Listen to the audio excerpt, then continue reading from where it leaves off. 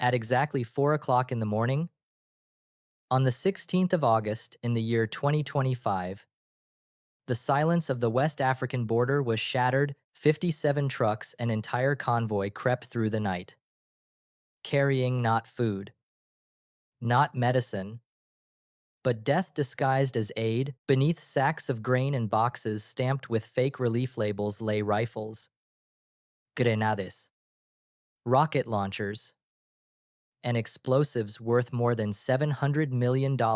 It was not a shipment, it was an army in waiting, but fate had other plans. For on that night, the people of Burkina Faso were not asleep. Their president, Ibrahim Traoré, stood awake with his commanders. He knew what history had taught us. Foreign hands had long planted chaos in Africa, toppling nations from Libya to Congo. Yet here, in the Sahel, a soldier president refused to bow. The question now rises, was this only an attack on a single nation? Or was it the opening move in a larger war to chain Africa once again? Some tried to flee, but were swiftly captured. It's the future our ancestors dreamed of. Subscribe and walk with us for an Africa that never bows again. The night of August 16th began like any other along the lonely roads near the border of Togo and Burkina Faso. The wind carried only the sound of insects, and the villages slept under the weight of darkness. Yet in those hours before dawn, when most men rest and even soldiers grow weary, danger moved on hidden wheels. It was Captain Musa Kabore, a border commander hardened by years of patrolling the Sahel, who first sensed something wrong. Through his binoculars, he watched a strange convoy snake through the back roads. 57 trucks, headlights dimmed, engines groaning as if to whisper instead of roar. Why move at such an hour? Why avoid the main highway? His instincts told him this was no ordinary transport. At once, Captain Kabori alerted the high command. His words carried urgency. Excellency, something is moving that does not belong here. The message reached the highest office. President Ibrahim Traoré himself listened. In moments, he made a decision that would echo in history. He called General Ibrahim Zerbo, commander of the Special Forces, intercept them. He ordered, his voice calm but firm, but proceed with care. This may not be simple smuggling. It could be war arriving in disguise. Within the hour, the preparations unfolded like a silent storm. Drones were launched into the night sky, their eyes glowing with infrared light. Helicopters hovered at a distance, engines muffled. Special forces in black fatigues positioned themselves along the road, blending with the earth itself. The soldiers moved swiftly, blocking the road with armored vehicles. Panic spread among the drivers. The trap was set. At exactly 4 o'clock, the convoy entered the ambush point. A third truck carried rocket-propelled grenades. Others were packed with anti-aircraft missiles, explosives, and mountains of ammunition. Each vehicle was a warehouse of death. Captain Kabore picked up his radio and spoke directly to the president. His voice cracked with disbelief. Mr. President, these trucks, they hold enough weapons to arm an entire army. President Traoré's reply was sharp, deliberate, secure everything. Do not let a single bullet slip away, and make those drivers talk. We must know who dares prepare war against us. The scale of the find was overwhelming. 25,000 rifles, 10,000 machine guns, 70,000 grenades, 400 anti-aircraft missiles, 50 tons of explosives. The numbers alone were staggering. But the true weight lay in the question, who financed this arsenal and for what purpose? In that moment, the world of Burkina Faso changed. No longer was it a quiet nation surviving under the Sahel sun. It was suddenly the center of a storm of betrayal, foreign plots, and shadows stretching far beyond its borders. For the men on the ground that night, It felt like touching the edge of a hidden abyss. For the president in Ouagadougou, it was proof of what he had long suspected: forces beyond Africa's soil still sought to script its destiny with blood and fire. The drivers, trembling under interrogation, began to murmur their stories. Some claimed ignorance; they had been told they were carrying machinery, farming equipment, relief goods, but one name soon surfaced, a name that would lead deeper into the darkness. The night of August 16th was no longer just another patrol. When the dust settled on that August dawn, the trucks stood silent, lined like captured beasts under the Sahel sun. Yet the true battle had only begun, for the weapons themselves were only the first clue in a deeper and darker puzzle. Burkina Faso's intelligence services immediately began their work. Specialists examined the serial numbers etched faintly into the steel. Though many had been filed off to erase their trail, using forensic technology, fragments of numbers were pieced together like shards of broken glass. What emerged was astonishing. Some rifles traced back to the chaos of Libya, weapons looted when that nation collapsed under foreign bombs. Others bore the marks of Yemen, smuggled through wars. Few outside the Middle East cared to remember. Still others, most chilling of all, were brand new, gleaming, straight from European factories, never fired, never scratched. The value of the cash was estimated at over $700 million.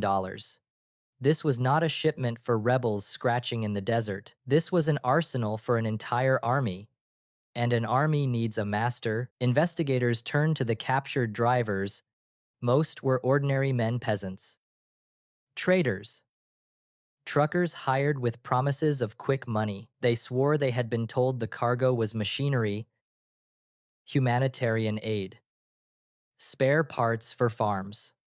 Many wept when they saw what they had carried, horrified to learn they had unknowingly dragged death across their own soil. But as the questioning deepened, cracks appeared in the silence.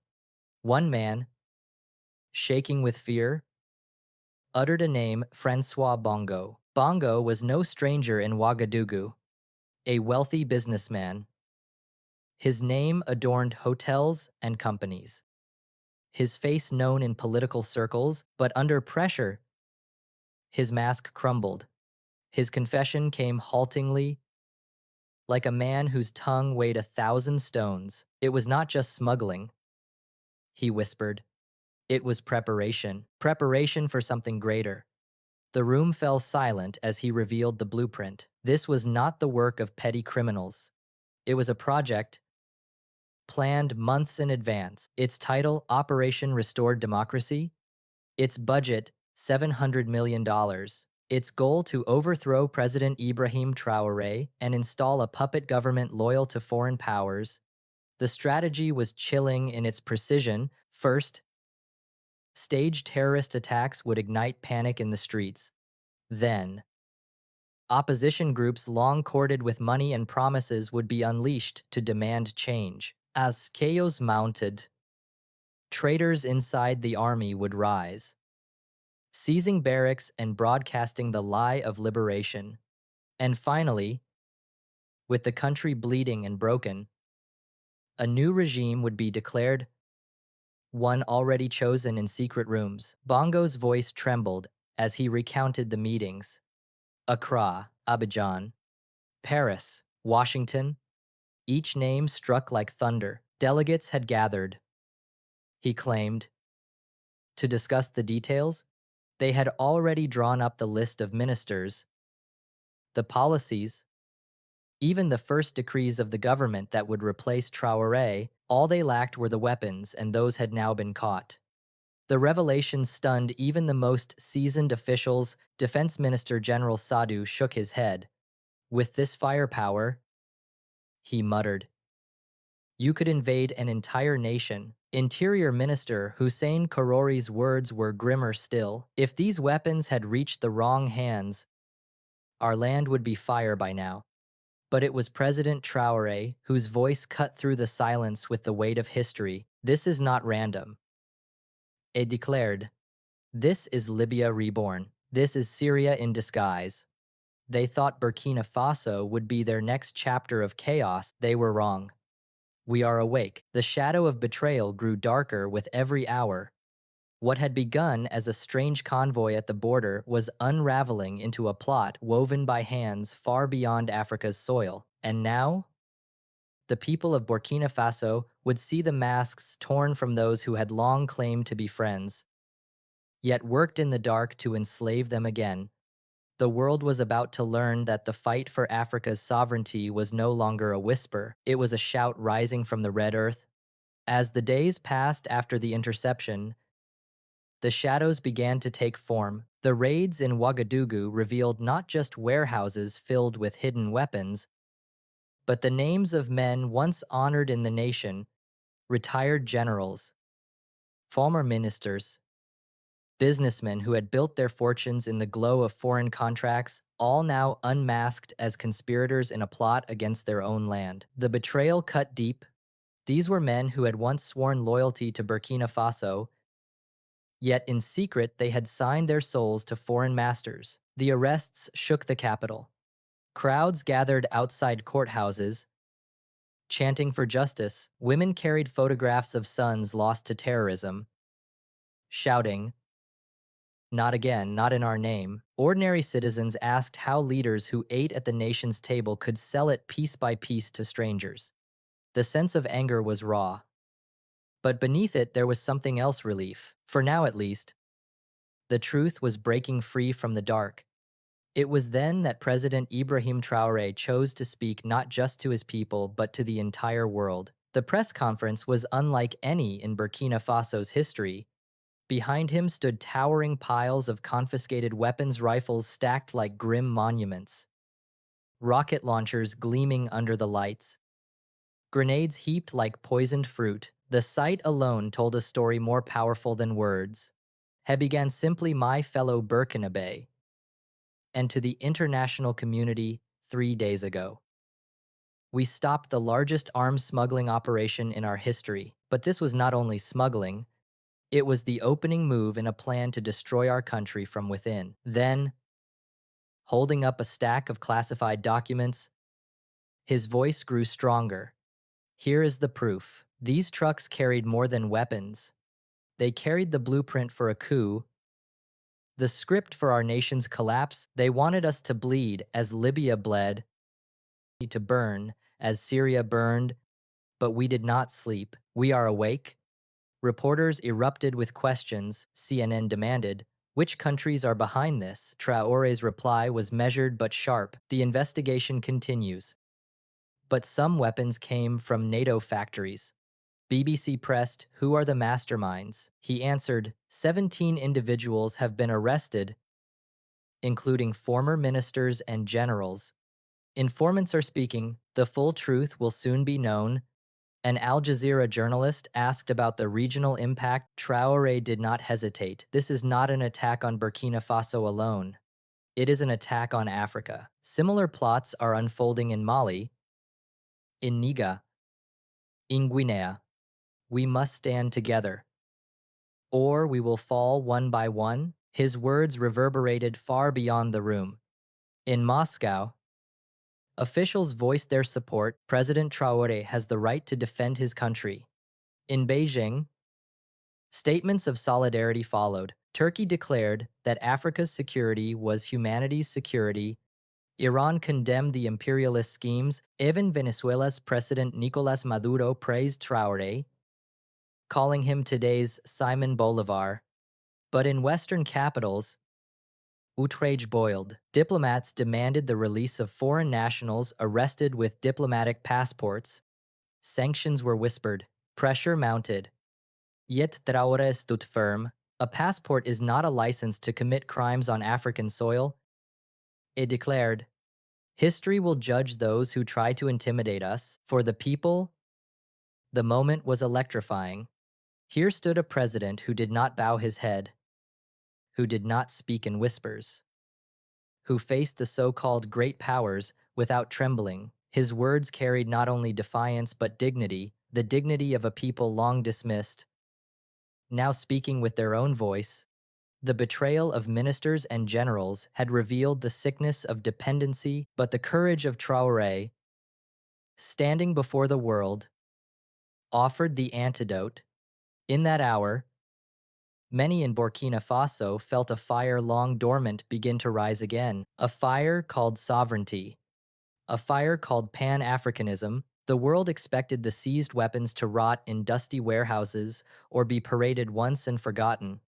But President Ibrahim Traoré saw a different destiny for them. He understood that a nation cannot only fight against death, it must also build for life. And so, before thousands gathered in Independence Square, he made a promise that would echo through generations. These weapons of destruction, he declared, his voice steady, will not poison our soil. We will melt them, and from their ashes we will raise schools, clinics, and canals. We will turn tools of death into instruments of life. The crowd erupted, women ululated with cries of victory. Young men pounded their chests and chanted his name. Elders wiped tears from their eyes. Remembering decades when Africa's resources were stolen to fund wars, while its children learned beneath broken roofs, this time would be different. The ceremony began as soldiers rolled out a massive cauldron glowing with fire. In front of the nation and the watching world, the first weapon, an AK-47, was lifted high, then dropped into the flames. The crackle of metal melting was followed by silence, then thunderous applause. From the molten iron, workers poured liquid metal into a mold, slowly. Before the eyes of millions, it took shape. When at last the form was revealed, it was not a weapon, but a school bell. Traore held it aloft. From now on, he proclaimed, each morning when our children hear this bell, they will not hear the sound of war. Across Africa, headlines blazed weapons into school bells. The African Union envoy called it historic. A United Nations representative admitted, this is the first time in modern African history that arms seized from conspirators have been transformed into symbols of learning. Even critics abroad found themselves speechless. But for the people of Burkina Faso, it was more than spectacle. It was hope made tangible. Traore announced that funds from the melted weapons would finance 100 new schools, 50 health clinics, and 1,000 kilometers of irrigation canals. Villages that had long waited for clean water would see it flow. Children who had studied under trees would now walk into classrooms. Mothers who had prayed for medicine would find it within reach. In the chants that followed, one could hear not only support for a president, but the rebirth of a people. Africa, rise.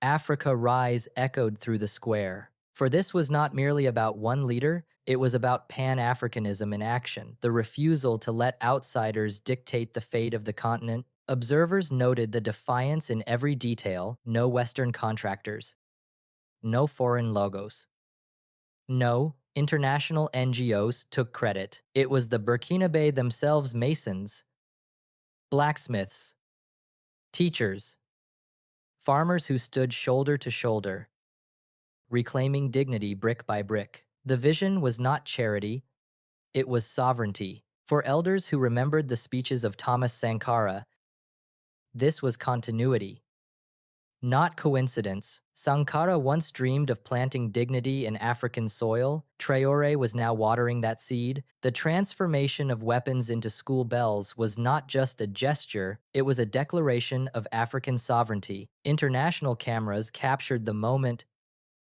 but for once, Africa was not performing for approval. It was defining its own story.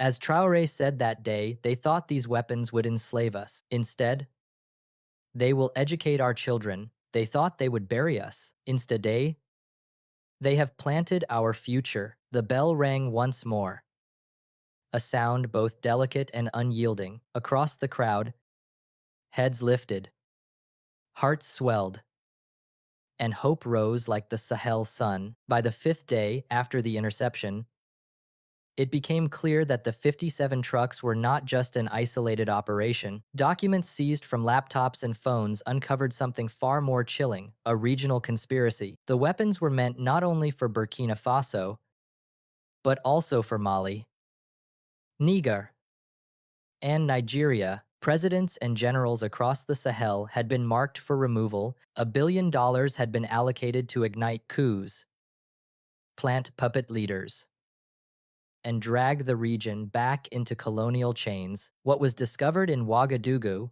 was the opening chapter of a much larger script, but by stopping it, President Ibrahim Traoré had torn the pages before they could be read. On August 17th, standing before tens of thousands in Independence Square, Traoré's voice carried like a drumbeat across Africa. This victory, A declared, is not only ours, it is Africa's victory. Now no one can play games with our future. No one can try to make us puppets again. The square shook with chants. Women raised their hands in prayer. Young people shouted, "No Africa," while elders nodded with tears glistening in their eyes. The victory belonged not to the government alone, but to a nation that had stood awake together. From that moment, the 16th of August was declared National Awakening and Victory Day. In every school, children would be taught the story how their nation faced betrayal, how it refused to bow, and how it transformed death into life. Teachers would not only speak of weapons seized, but of dignity reclaimed. The ripple spread beyond borders. In Bamako, crowds marched with banners praising the courage of their Burkinabe brothers. In Niamey, students debated the meaning of sovereignty, asking why Africa must always wait for outsiders. In Conakry, young activists demanded their leaders learn from Traoré's defiance. For the first time in years, Africa News carried not headlines of tragedy, but of resistance and rebirth. Yet with the pride came pressure. Western capitals fumed. Some governments threatened sanctions. They demanded the release of their detained nationals, the so-called diplomats, caught with weapons and false papers. But President Traoré did not bend. A passport does not give permission to betray Africa, he said firmly. History will judge those who stand with truth and those who hide behind lies. At the same time, new alliances were forming. Russia declared openly that Traoré had the right to defend his country. China offered security equipment. Turkey announced that Africa's security was humanity's security. Even Venezuela's president hailed him as today's Thomas Sankara, a captain of Pan-Africanism who stood where others had fallen. The Sahel Alliance, once an idea whispered among leaders, suddenly gained force. Burkina Faso, Mali, and Niger spoke of joint defense, shared banks, common passports. What had begun as resistance to weapons smuggling was transforming into a blueprint for African sovereignty. For the diaspora, especially African Americans over 60, who had seen decades of injustice and betrayal, this moment resonated deeply. It was proof that Africa could rise, not as a client begging for aid, but as a continent standing on its own feet. As one elder in Harlem said while watching the broadcast, "This is the Africa we prayed for. This is the Africa that does not bow." The final image that lingered was the school bell, forged from a rifle. Each time it rang, it carried a message louder than any gunfire.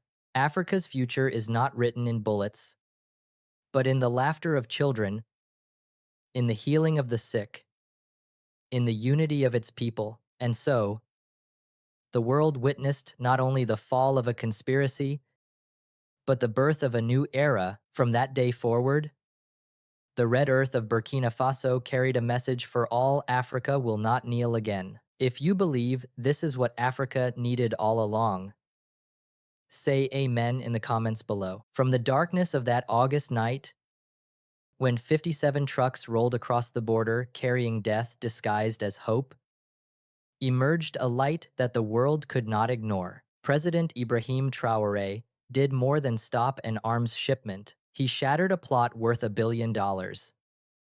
A plan designed to enslave his people and break a continent in his hands. Those weapons became something else entirely. They were not trophies of war, but raw material for life, melted into school bells, reshaped into clinics and irrigation canals.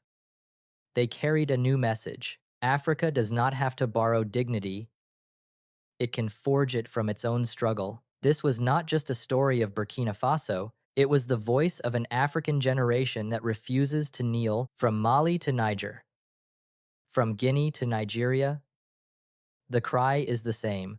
Sovereignty is not a gift from outsiders.